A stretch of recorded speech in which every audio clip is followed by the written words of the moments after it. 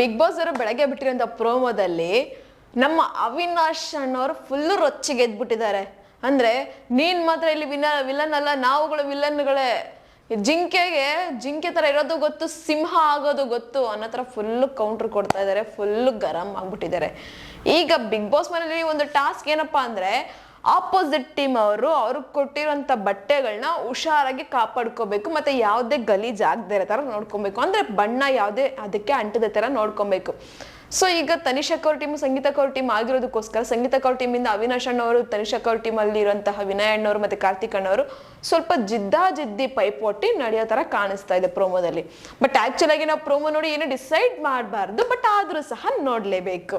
So ಏನೇ ಆಗ್ಲಿ big boss ಅಲ್ಲಿ ಈಗ ಬಿಟ್ಟಿರೋಂಥ ಪ್ರೋಮೋದಲ್ಲಿ ಇಷ್ಟೆಲ್ಲ ಕಾಣಿಸ್ತಾ ಇದೆ, ಈ ತರ ಮಾತುಗಳು ಬರ್ತಾ ಇದೆ, ಈ ತರ ಟಾಂಟ್ಸ್ ಎಲ್ಲ ಕೊಡ್ತಾ ಇದಾರೆ, ಈ ತರ ಜೋರಾಗಿ ಕಿರ್ಸ್ತಾ ಇದಾರೆ, ಮತ್ತೆ ಒಬ್ರ ಮೇಲೆ ಒಬ್ರು ಬಿದ್ದು ಒದ್ದಾಡ್ತಿದ್ದಾರೆ. ವಿನಯ್ ಅಣ್ಣವರು ಅವಿನಾಶ್ ಅಣ್ಣವ್ರ ಮೇಲೆ ಬಿದ್ದು ಒದ್ದಾಡ್ತಾ ಇದಾರೆ. ಆಮೇಲೆ ವಿನಯ್ ಅಣ್ಣವ್ರು ತೋರಿಸ್ತೀನಿರೋ ಅನ್ನೋ ತರ ಹೋಗ್ತಾರೆ. ಈ ಕಡೆ ನಮ್ರತಕ್ಕ ನೋಡಿದ್ರೆ ಈ ತರ ಆಡ್ಬೇಡಿ ವಿನಯ್ ಅಂತ ಇದ್ ಮಾಡ್ತಿದ್ದಾರೆ. ಈ ಕಡೆ ಇವ್ರು ಸಿರಿಯಕರ್ ಪಾಪ ಅವ್ರನ್ನ ಅವಾಯ್ಡ್ ಮಾಡೋದಕ್ಕೆ ಟ್ರೈ ಮಾಡ್ತಾ ಇದ್ದಾರೆ. ಬಟ್ ಅವ್ರು ಉಸ್ತುವಾರಿ ಆಗಿ ಅಲ್ಲಿ ಏನ್ ಮಾಡ್ಬೇಕು ಅಂತ ಗೊತ್ತಾಗ್ತಾ ಇಲ್ಲ ಅವ್ರಿಗೆ. ಯಾವ್ದು ಎಷ್ಟೇ ಅವಾಯ್ಡ್ ಮಾಡಿದ್ರು ಅವ್ರ ಕೈಲಿ ಕಂಟ್ರೋಲ್ ಮಾಡಕ್ ಆಗ್ತಾ ಇಲ್ಲ ಅವ್ರಿಬ್ಬರನ್ನ. ಅವ್ರು ನಾರ್ಮಲ್ ಆಗಿ ಹುಡುಗರು ಹೋದ್ರೆ ಕಂಟ್ರೋಲ್ ಮಾಡಕ್ ಕಷ್ಟ. ಏನೋ ಪಾಪ ಸಿರಿಯಕರ್ ಅದ್ರಲ್ಲಿ ಸಿಕ್ಕಾಕೊಂಡ್ಬಿಟ್ಟಿದ್ದಾರೆ, ಏನ್ ಮಾಡೋದು ಗೊತ್ತಾಗ್ತಾ ಇಲ್ಲ. ಇನ್ನು ಈ ಕಡೆ ಕಾರ್ತಿಕ್ ಅಣ್ಣವ್ರು ಹೋಗಿ ಇದ್ ಮಾಡ್ತಾ ಇದಾರೆ, ಜಿಂಕೆ ಆಟ ಆಡೋದು ಗೊತ್ತು, ಹುಲಿ ಆಗೋದು ಸಿಂಹ ಆಗೋದು ಗೊತ್ತು ಅಂತ ಅವಿನಾಶ್ ಅವ್ರು ಟಾಂಗ್ ಕೊಡ್ತಾ ಇದಾರೆ ಕಾರ್ತಿಕ್ ಅಣ್ಣವ್ರಿಗೆ. ಇಷ್ಟೆಲ್ಲ ನಡೀತಾ ಇದೆ ಬಿಗ್ ಬಾಸ್ ಮನೆಯಲ್ಲಿ. ಬಟ್ ಒಂದೊಂದು ಕನ್ಫರ್ಮ್ ಆಗಿ ಹೇಳ್ಬೋದು, ಒಟ್ನಲ್ಲಿ ಈ ಬಿಗ್ ಬಾಸ್ ಸೀಸನ್ ಅಲ್ಲಿ ಜಗಳ ಕಿರ್ಚಾಟ ರಂಪಾಟ ಅದು ಮಾತ್ರ ಕೇಳಿ ಬರ್ತಾ ಇದೆ. ಆನೆಯನ್ನ ಪಳಗಿಸ್ತೀನಿ ಅಂತ ಬಂದಿರೋಂಥ ಮಾವುತ ಸೈಲೆಂಟ್ ಆಗಿದ್ರು ಒಂದೆರಡು ವಾರ, ಬಟ್ ಈಗ ಏಕಾಏಕಿ ರೊಚ್ಚಿಗೆದ್ದಿದ್ದಾರೆ, ಆನೆ ವಿರುದ್ಧವಾಗಿ ನಡೀತಾ ಇದ್ದಾರೆ, ಆನೆಯನ್ನ ಪಳಗಿಸೋ ದಾರಿಯಲ್ಲಿ ಹೋಗ್ತಾ ಇದ್ದಾರೆ ಅಂತ ಕೆಲವು ಮಾತುಗಳು, ಕೆಲವು ಕಮೆಂಟ್ಸ್ ಬರ್ತಾ ಇದಾವೆ. ಸೊ ಈಗ ಆಲ್ರೆಡಿ ಕೆಲವೊಬ್ರು ಹೇಳ್ತಿದ್ದಾರೆ ಆನೆ ಈಗ ಪಳಗಿಸೋದಿಕ್ಕೆ ಈಗ ಆಲ್ರೆಡಿ ಮಾವುತ ಸಂಚೆಲ್ಲ ಹಾಕಿ ಪ್ಲಾನ್ ಎಲ್ಲ ಮಾಡಿ ಆಲ್ರೆಡಿ ಆ ಕಡೆ ಇಳಿದಿದ್ದಾರೆ ಅಂತ ಕೆಲವು ಕಮೆಂಟ್ಸ್ ನೋಡ್ತಾ ಇದೀವಿ. ಬಟ್ ಈಗ ನಾನು ಆಕ್ಚುಲ್ ಆಗಿ ಬಂದಿದ್ದೆ ಸಹ ಅದೇ ವಿಚಾರವಾಗಿ. ಈ ಒಂದು ಪ್ರೋಮೋಗೆ ಪಬ್ಲಿಕ್ ಅಂದ್ರೆ ನೀವುಗಳು ಯಾವ ತರ ಕಮೆಂಟ್ ಹಾಕಿದ್ದೀರಾ ಅದನ್ನ ನಾನು ನಿಮ್ಮ ಹತ್ರ ಹೇಳೋಣ ಅಂತ ಬಂದಿದ್ದೀನಿ. ಇದು ನನ್ನ ಪರ್ಸನಲ್ ಕಮೆಂಟ್ ಅಥವಾ ನಮ್ಮ ಚಾನಲ್ ಕಮೆಂಟ್ ಅಂತೂ ಅಲ್ವೇ ಅಲ್ಲ. ನಿಮ್ಮಗಳ ಕಮೆಂಟ್ ಈ ಒಂದು ಪ್ರೋಮೋಗೆ ಏನ್ ಬಂದಿರ್ಬೋದು ಅದನ್ನ ಹೈಲೈಟ್ ಆಗಿರೋದನ್ನ ಮತ್ತೆ ನಾನು ಹೇಳೋಣ ಅಂತ ಇಷ್ಟಪಡ್ತಾ ಇದ್ದೀನಿ. ಸೊ ಇದ್ರಲ್ಲಿ ಫಸ್ಟ್ ಕಮೆಂಟ್ ನೋಡಿದ್ರೆ, ಈ ಸಲ ಯಾರ್ ಕಣ್ ಹೋಗುತ್ತೋ ಇಲ್ಲೋ ಜೀವನೇ ಹೋಗುತ್ತೆ. ಪಾಪ ಅವ್ರಿಗೆ ಭಯ ಬಂದ್ಬಿಟ್ಟಿದೆ. ಈಗ ಆಲ್ರೆಡಿ ಮಾವುತ ಅನ್ಕೊಂಡಿರೋರು ಹೋಗ್ಬಿಟ್ಟಿದ್ದಾರೆ ರೊಚ್ಚಿಗೆದ್ದು. ಈ ಸರಿ ಯಾರ ಕಣ್ಣು ಹೋಗುತ್ತೋ ಇಲ್ಲೋ ಗೊತ್ತಿಲ್ಲ, ಆದ್ರೆ ಜೀವನೇ ಹೋಗೋ ರೇಂಜಿಗಿದೆ ಅನ್ನೋ ತರ ಹಾಕಿದ್ದಾರೆ.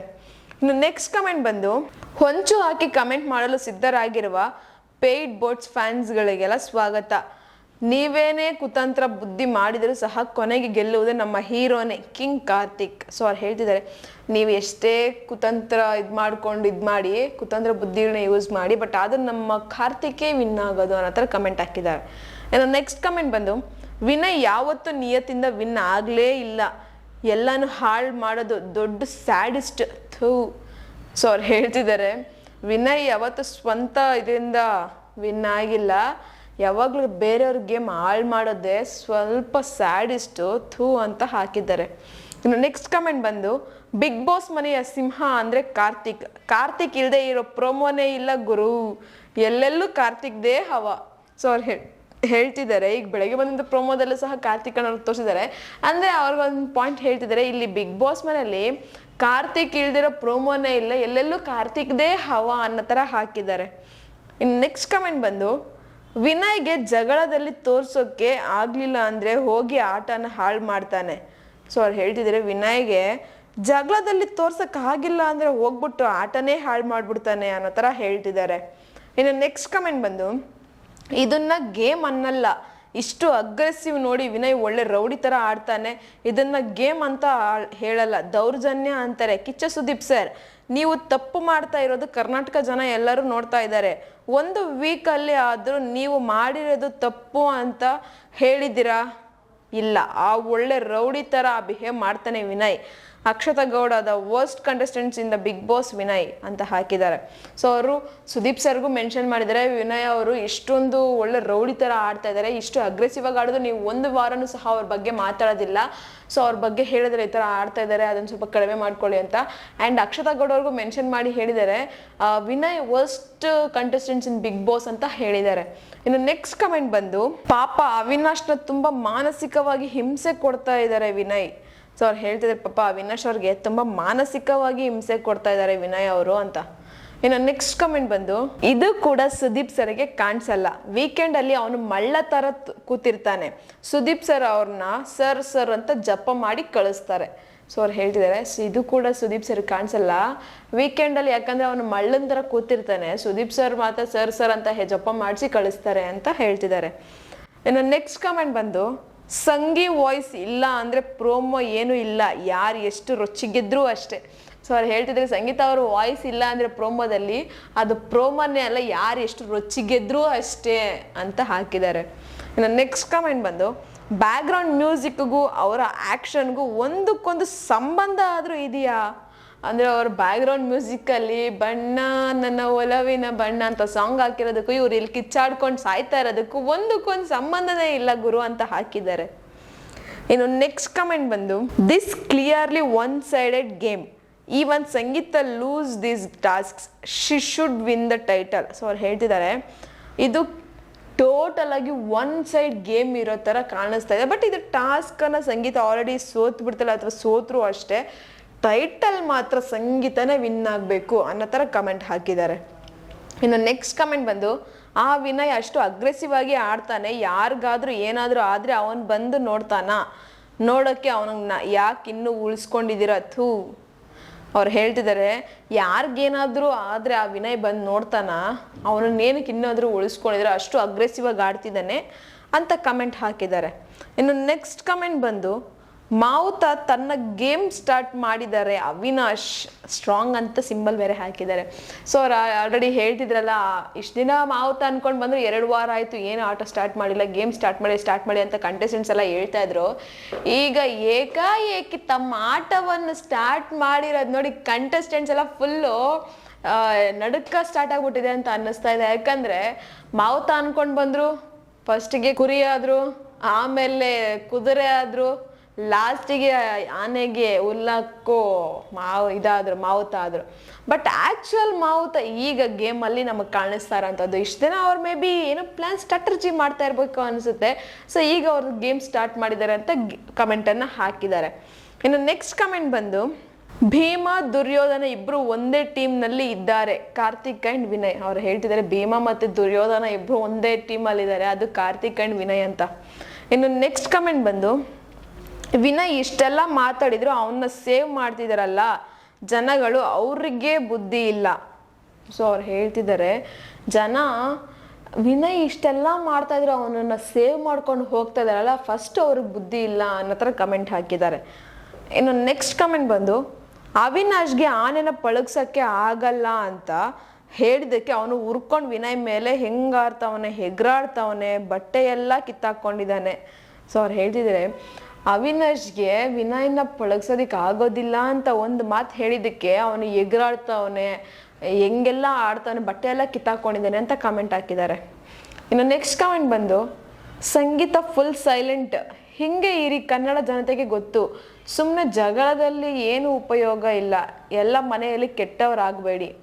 ಅವ್ರು ಹೇಳ್ತಿದ್ದಾರೆ ಸುಮ್ಮನೆ ಜಗಳಾಡಿ ಏನು ಯೂಸ್ ಇಲ್ಲ ಅಂತ ನಿಮಗೆ ಗೊತ್ತಿದೆ, ಸೊ ಅದಕ್ಕೆ ಹಿಂಗೆ ಇರಿ, ಸುಮ್ಮನೆ ಮನೆಯವ್ರ ಮುಂದೆ ಎಲ್ಲ ನೀವು ಕೆಟ್ಟವ್ರು ಹಾಕಬೇಡಿ ಅಂತ ಹಾಕಿದ್ದಾರೆ. ಇನ್ನು ನೆಕ್ಸ್ಟ್ ಕಮೆಂಟ್ ಬಂದರೆ, ಸಂಗೀತ ಬಿಟ್ಟು ಪಾಪ ಹೊಸಬನ ಮೇಲೆ ಹೋಗ್ತಾವನೆ. ಸೊ ಅವ್ರು ಹೇಳ್ತಿದ್ದಾರೆ ಸಂಗೀತನ ಬಿಟ್ಬಿಟ್ಟು ಪಾಪ ಹೊಸ್ದಾಗಿ ಬಂದಿರೋಂಥ ಅವಿನಾಶ್ ಮೇಲೆ ಹೋಗ್ತಾವನೆ ಈ ವಿನಯ್ ಅಂತ ಕಮೆಂಟ್ ಹಾಕಿದ್ದಾರೆ. ಇನ್ನು ನೆಕ್ಸ್ಟ್ ಕಮೆಂಟ್ ಬಂದು, ಗುರು ಇದು ಬಿಗ್ ಬಾಸ್ ಮನೆ, ಯಾರಿಗೂ ಆಗಲ್ಲ ಕಾಂಪಿಟೇಷನ್, ಅಲ್ಲಿ ಅವನಿಗೆ ಹೆಂಗೆ ಬೇಕು ಹಾಗೆ ಆಡ್ತಾನೆ, ಕಾರ್ತಿಕ್ ನೀನು ಆಡು ಮಗ, ಆಡು, ಗೆಲ್ಸಕ್ಕೆ ನಾವಿದ್ದೀವಿ. ಸೊ ಅವ್ರು ಹೇಳ್ತಿದ್ದಾರೆ ಇದು ಬಿಗ್ ಬಾಸ್ ಮನೆ, ಯಾರಿಗೂ ಕಾಂಪಿಟೇಷನ್ ಆಗೋಕ್ಕಾಗಲ್ಲ, ನಿನಗೆ ಹೆಂಗೆ ಬೇಕೋ ಹಂಗೆ ಆಡು, ನಾವಿದ್ದೀವಿ, ನಾವಿಲ್ಲಿ ಗೆಲ್ಲಿಸ್ತೀವಿ ಅಂತ ಕಮೆಂಟ್ ಹಾಕಿದ್ದಾರೆ. ಇನ್ನು ನೆಕ್ಸ್ಟ್ ಕಮೆಂಟ್ ಬಂದು, ಯಾರೇನೇ ಮಾಡಿದರೂ ಸಹ ಯಾವುದನ್ನು ಮನಸ್ಸಿನಲ್ಲಿ ಇಟ್ಟುಕೊಳ್ಳದೆ ಟಾಸ್ಕ್ ರೀತಿ ನೋಡುತ್ತಾ ಎಲ್ಲರನ್ನು ಕ್ಷಮಿಸುವ ಮನಸ್ಸಿರುವ ಕಾರ್ತಿಕ್ ಆಲ್ರೆಡಿ ಗೆದ್ದಿರುವ ಜನರ ಹೃದಯವನ್ನು ಎಷ್ಟು ಅಂತ ಗೆಲ್ತೀರಾ? So you are the true gamer.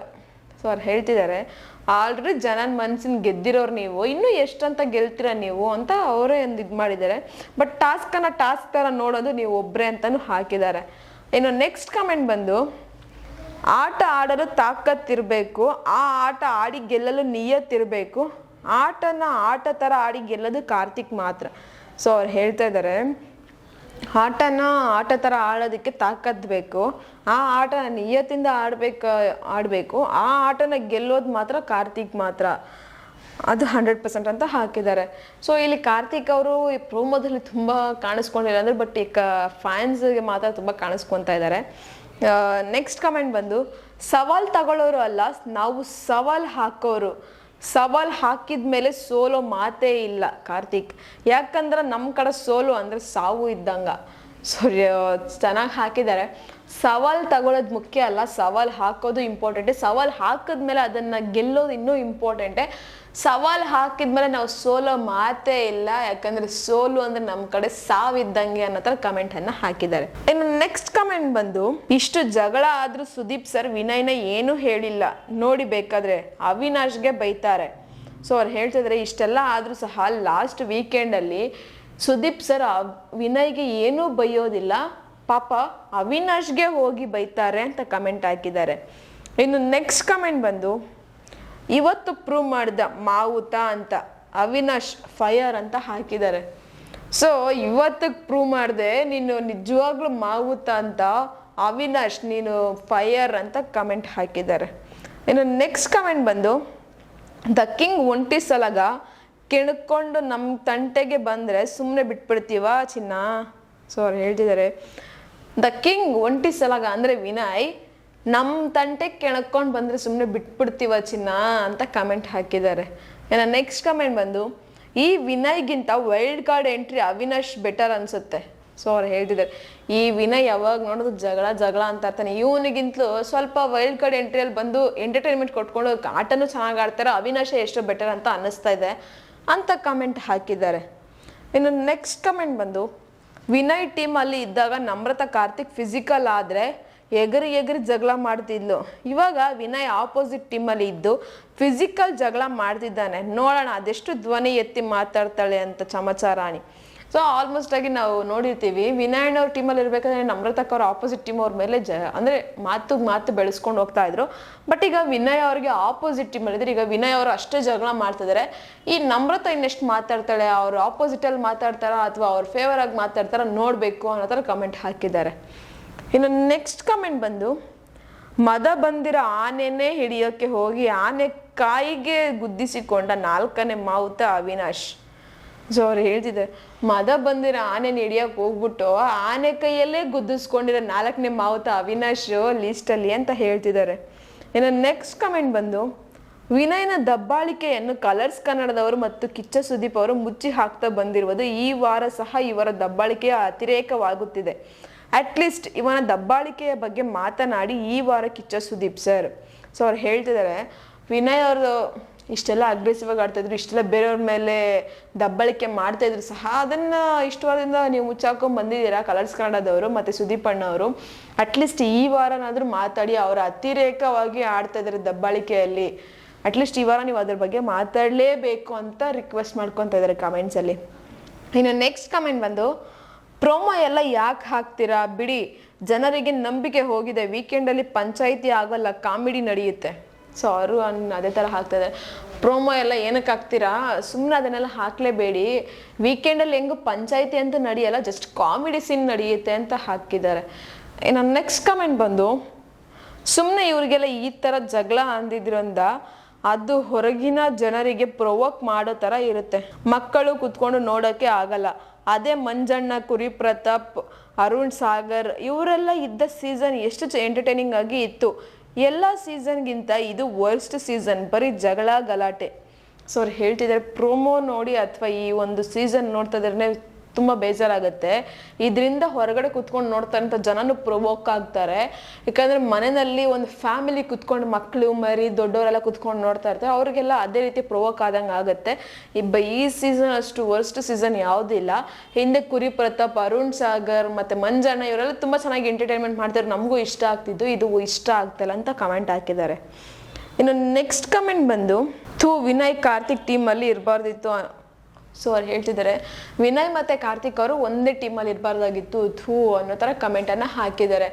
So ಇದು ನನ್ನ ಪರ್ಸ್ನಲ್ ಕಮೆಂಟ್ ಅಥವಾ ನಮ್ಮ ಚಾನಲ್ ಕಮೆಂಟ್ ಅಂತ ಅಲ್ಲವೇ ಇಲ್ಲ, ಇದು ನಿಮ್ಮಗಳ ಕಮೆಂಟೇ. ನಿಮ್ಗೇನು ಅನ್ನಿಸ್ತು ಈ ಪ್ರೋಮೋನ ನೋಡಿ, ವಿನಯಣ್ಣ ಮತ್ತು ಕಾರ್ತಿಕ್ ಅಣ್ಣ ಈ ಅವಿನಾಶ್ ಅವರ ರಿಯಾಕ್ಷನ್ ನೋಡಿ ಹೇಗೆ ಅನ್ನಿಸ್ತು? ಅಂದರೆ ನಿಜವಾಗ್ಲೂ ಅವಿನಾಶ್ ಅವರು ಆನೆನ ಪಳಗಿಸ್ತಾರಾ ಅಥವಾ ಆನೆ ಕೈಯಲ್ಲಿ ಬಲಿ ಆಗ್ತಾರಾ? ಇದ್ರ ಬಗ್ಗೆ ನಿಮ್ಗೇನು ಅನ್ನಿಸ್ತಾ ಇದೆ ಒಂದು ಕಮೆಂಟ್ ಬಾಕ್ಸಲ್ಲಿ ಕಮೆಂಟನ್ನು ಹಾಕಿ. ನಾನು ಹೇಳಿದಂಥ ಕಮೆಂಟ್ ರಿವ್ಯೂ ನಿಮಗೆ ಇಷ್ಟ ಆಗಿದ್ರೆ ಒಂದು ಲೈಕ್ ಮಾಡಿ, ಶೇರ್ ಮಾಡಿ, ದಯವಿಟ್ಟು ಸಬ್ಸ್ಕ್ರೈಬನ್ನು ಮಾಡ್ಕೊಳ್ಳಿ. ಇದೇ ಥರ ಇನ್ನಷ್ಟು ವಿಡಿಯೋಸ್ಗೋಸ್ಕರ ನೀವು ನೋಡ್ತಾ ಇರಿ ನಮ್ಮ ಚಾನಲನ್ನು.